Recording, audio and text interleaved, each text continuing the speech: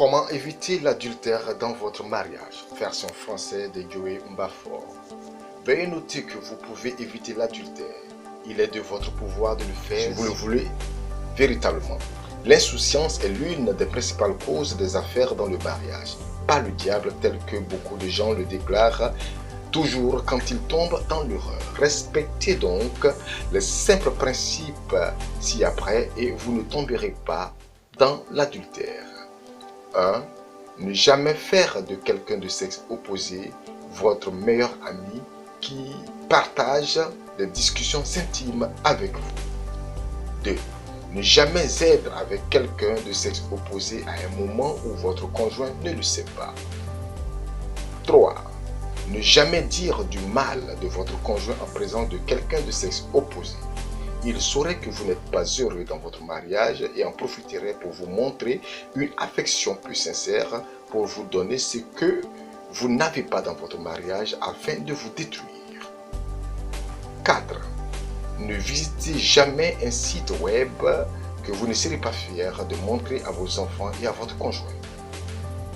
5. Évitez de garder des secrets à l'égard de votre conjoint. Les relations extraconjugales prospèrent dans le secret. 6. Évitez de vous confier à des personnes de sexe opposé. Il devrait y avoir quelqu'un du même sexe avec qui vous pouvez parler. Ne creusez pas votre propre tombe avec votre bouche. 7. Évitez de recueillir des cadeaux non sollicités et des faveurs du sexe opposé. Ils demanderont le sexe en retour. Ils ne sont pas le Père Noël. 8. Évitez de penser que tout le monde est meilleur que votre conjoint. Vous ne savez pas ce que leur conjoint endure à la maison. Ce que vous voyez à l'extérieur, c'est juste le showbiz. Ne vous laissez pas tromper.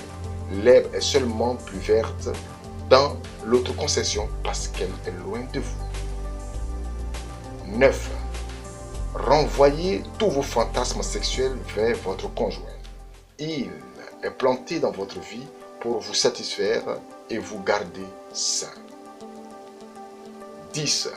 Rappelez-vous toujours que tout ce que chaque femme ou homme a dans son corps, votre conjoint l'a aussi et ils ne sont pas différents les uns des autres, seuls les visages diffèrent, c'est le même paquet. 11. Faire face à toute pensée sexuelle qui n'est pas dirigée vers votre conjoint. La tuer avant qu'elle ne vous tue. Le reste sexuel ne commence pas dans la chambre, elle commence dans le cœur. 12. Avant de voyager, avoir des rapports sexuels avec votre conjoint et préparer votre esprit à ce que vous n'aurez pas de sexe jusqu'à ce que vous reveniez. Cette décision peut sauver votre vie et votre destin. 13. Homme. Évitez de regarder le devant et le derrière des dames et d'imaginer ce qui est là. Il est stupide, puéril et même sale de le faire. C'est ce qu'on appelle la luxure. Ce n'est pas différent de ce que votre conjoint a. S'il vous plaît, ne soyez pas stupides, messieurs. 14. Marchez en compagnie d'hommes et de femmes bienveillants.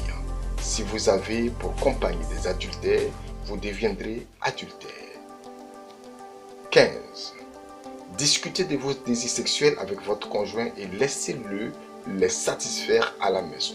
Ne poursuivez pas quelque chose qui vous pourchassera plus tard et vous blessera profondément demain.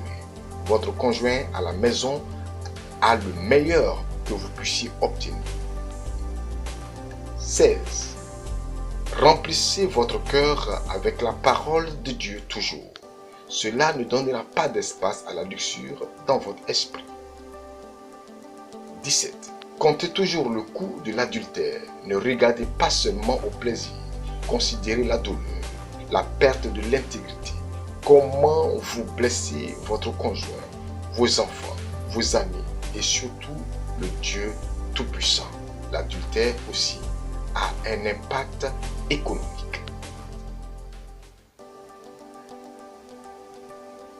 18. Rappelez-vous toujours que la jouissance, le plaisir et la sensation forte dans le sexe durent seulement 8 secondes. ou moins, et pas plus, mais que ces répercussions peuvent durer toute l'éternité. Pourquoi échanger l'éternité pour 8 secondes? Y a-t-il de la sagesse en cela? Soyez fidèle à votre conjoint et vous serez fiers de l'avoir été. 19.